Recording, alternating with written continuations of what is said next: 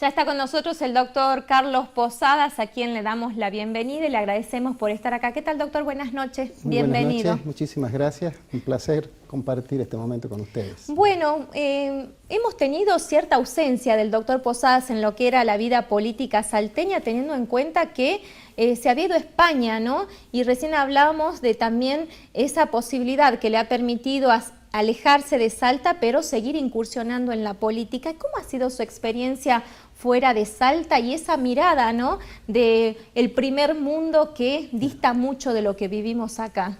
Bueno, a mí me ha tocado estar en España en los últimos 2 años, en momentos en que la Argentina se vivía una crisis muy importante, crisis social, económica y política, y he podido apreciar y considerar que el sistema político que hay en Europa, que es un sistema parlamentario, es de una gran dinámica y muy productivo. Se diferencia naturalmente con el sistema presidencialista que hay en Latinoamérica, que tiende, obviamente sería de desear que tienda hacia un sistema semiparlamentario en toda América Latina. Esto se puso de manifiesto en la reforma de la Constitución del año 94, a propuesta del doctor Raúl Alfonsín, que era convencional constituyente, con la figura del jefe de gabinete de ministros, pero que en la práctica no se ha implementado de la manera en que se debiera. En España, el jefe de gobierno asiste semanalmente al Congreso de los Diputados a rendir cuenta y a discutir y a consensuar todas las decisiones.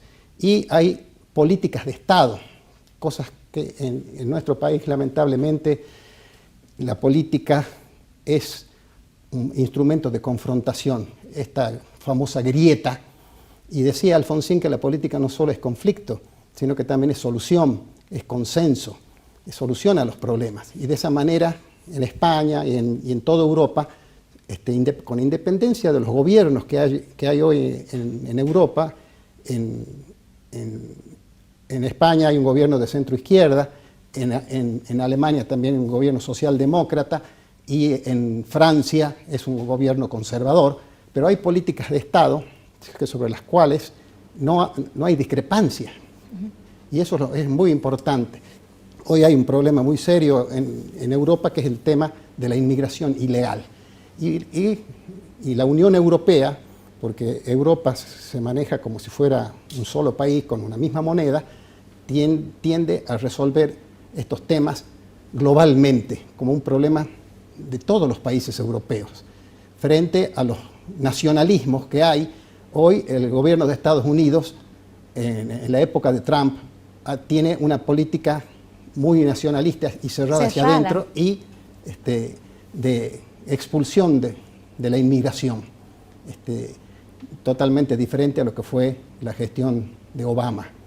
Bueno, en este mundo globalizado donde hay tantos problemas que resolver, es preocupante que un gobierno como el de Trump pretenda volver a la hegemonía del bilateralismo. Ahora estamos dentro del mundo, ¿no? Y Salta no está ajena a todo esto. Ni Salta ni Argentina. Nos debemos una reforma constitucional, doctor. Y justamente usted dice, ¿no?, este sistema semiparlamentario donde la Constitución lo fija, pero sin embargo no lo ponemos en práctica. Exactamente. ¿Cómo se podría instrumentar? ¿Sería una cuestión de voluntad política de quien llegue al gobierno o a esos lugares de decisión de poder? En primer lugar, yo creo que hay que limitar los mandatos. Y esta es una propuesta de uno de los candidatos a gobernador que yo estoy apoyando, que es el doctor Gustavo Sáenz. No puede ser. Yo he sido convencional constituyente en el 86 y ahí se sancionó la no reelección del gobernador. Y después, en el año 98 se instituyó la reelección por un periodo. Y hubo una interpretación. Y después, sí, y en el año 2003, para posibilitar la reelección del doctor Romero, que había fracasado en su intento de ser vicepresidente con Menem, reformó la Constitución para habilitar un tercer mandato. Creo que hay que limitar a una sola reelección, no más de 8 años. Y pasa lo mismo con los intendentes. En el año 86 los intendentes eran designados por el Poder Ejecutivo y Lo importante es que se consagró la autonomía municipal y los intendentes eran electos por el pueblo desde el año 1987. Pero hay intendentes en donde yo vivo, en Rosario de la Frontera, no en la ciudad capital, sino en un pueblo, hace 25 años que está el intendente. ¿De qué localidad me está hablando? Del Potrero, el municipio de El Potrero, la segunda sección. 25 años. Desde el año 95 que está ahí, ahora va por un nuevo mandato. Y con el asistencialismo y con el manejo discrecional que tiene de los recursos, seguramente va a ser reelecto nuevamente. Y hay una situación de pobreza en ese lugar, no se ha avanzado en absolutamente nada, la gente no tiene ni siquiera agua potable. La municipalidad lleva en un tanque de agua hacia ciertos sectores. Seguimos con el aguatero. Con un aguatero, ¿eh? y al que no es adicto al intendente no le dan el agua. Esa situación que se da en muchos lugares de la provincia. Todavía. Y en muchos lugares de la provincia, alejados de la capital, y hoy hay una logia de intendentes que se han unido para enfrentar la candidatura del doctor Sáenz. Y él lo dice perfectamente, que se han unido para pelearme a mí, pero yo no voy a pelear contra ellos. Nosotros vamos a pelear contra la pobreza, contra el analfabetismo, contra ¿Por qué los denomina una logia, doctor?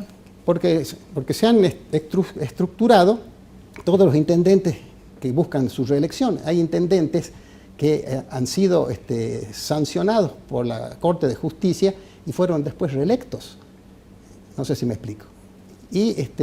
Ahora tenemos una buena noticia, ¿no? El Tribunal Electoral no le permite al exintendente Villalba participar en las elecciones por el Frente de Todos, una noticia que obviamente no es una solución a todo esto que usted está planteando, pero al menos es una señal de que al menos algo puede cambiar. Él tiene una condena que lo inhabilita a ejercer cargos públicos, pero ha tenido, digamos, la caradurez de presentarse nuevamente como candidato a intendente. Creo que es el de Salvador Massa. Así si no me es, de equivoco. Salvador Massa. Sí. Doctor, ¿cómo se puede conjugar esto que yo decía al comienzo del programa, ¿no? Usted, un hombre avesado en la política, que ha tenido la posibilidad de representar a los salteños, posteriormente se dedicó a la actividad privada, sigue vigente en la política por toda su experiencia y demás, y hoy viendo cómo sus generaciones futuras se proyectan hacia cargos selectivos. ¿Hay posibilidad de conjugar esa experiencia con la juventud y poderlo plasmar en algo que sea bueno para Salta?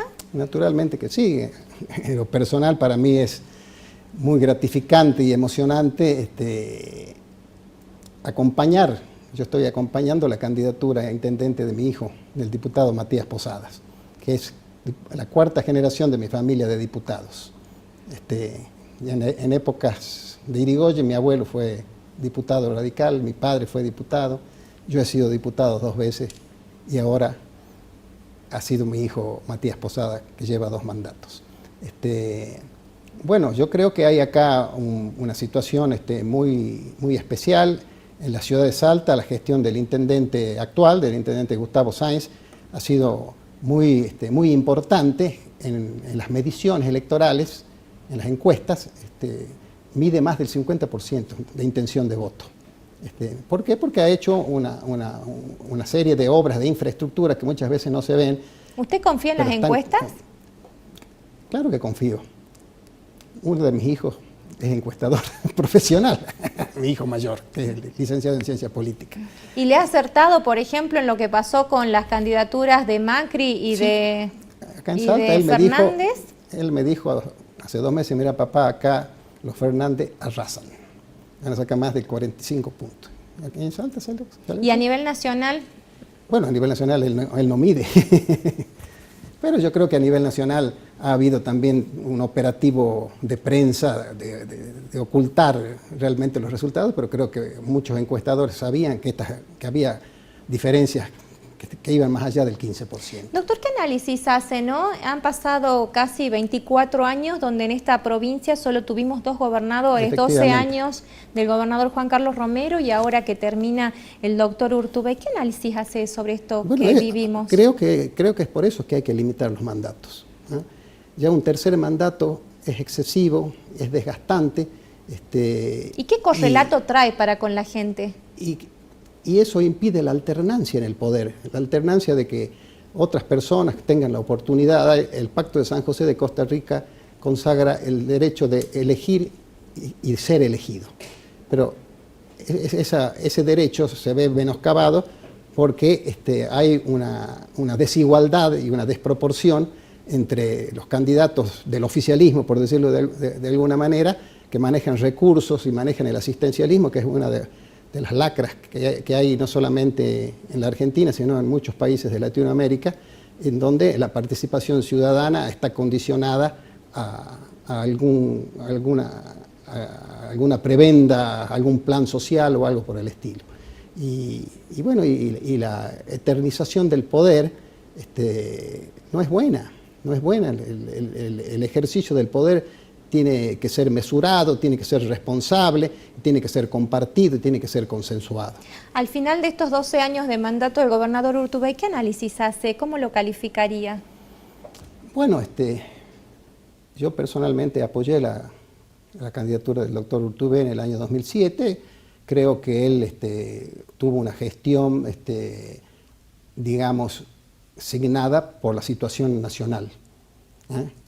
Hubo una primera etapa en el primer gobierno que todavía la situación internacional era buena.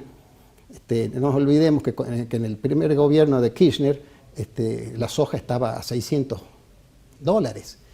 El petróleo, el barril de petróleo estaba a $120.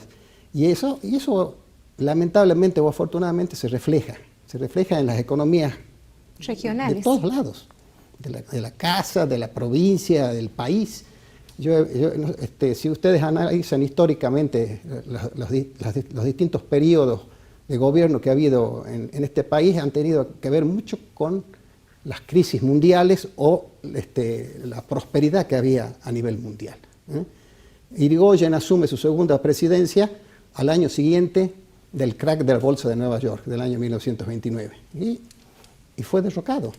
Perón, cuando asume en el año 45, fue una situación extremadamente de oportunidad para la Argentina. En el mundo de la posguerra, que estaba necesitada de alimentos, Argentina fue el granero del mundo. Ahora, doctor, usted... Y tuvo un gobierno exitoso.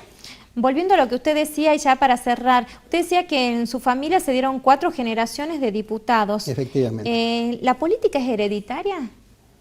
No. Creo que en el caso particular nuestro ha sido convicciones de cada uno de nosotros. Mi padre actuó en política, pero él tenía otros hermanos que no actuaron en política. Y en el caso particular mío también, nosotros hemos sido 3 hermanos varones y yo soy el que me ha atraído la política hasta el día de hoy. Para mí la política es como para otras personas el fútbol, no sé si me explico. Aunque a pesar de que yo no tengo ningún cargo, pero hago política y veo la política internacional, nacional, local. Yo me siento frente al televisor para ver noticias prácticamente. Y yo tengo 6 hijos y Matías es el más político de todos ellos. Hay otro, el más pequeño, le gusta el fútbol y odia la política. Así que no es una cuestión genética, por decirlo de alguna manera, sino que bueno. Con lo que usted dice, se da un caso particular, ¿no? Porque claro, usted es una persona que no ha estado en el poder y por eso la descendencia no ha hecho ni su accionar que su hijo pueda llegar a esos cargos, claro, pero tenemos otros ejemplos donde los padres han permitido, digamos, claro, a eso me refería. Y han alentado, digamos, estas situaciones. Desde el mismo poder. Claro.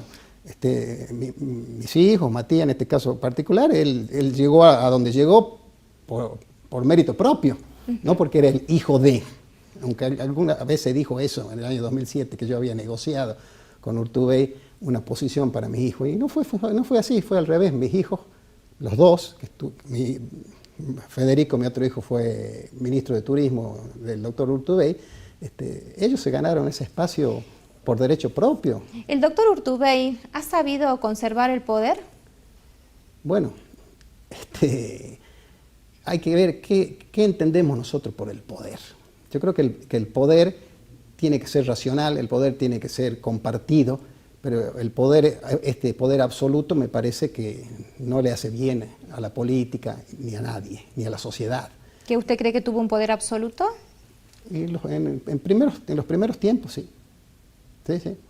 Y ahora está organizando su retirada, colocando ministros en la Corte que sean de su confianza, porque pretenden proseguir en otros espacios, en otros ámbitos.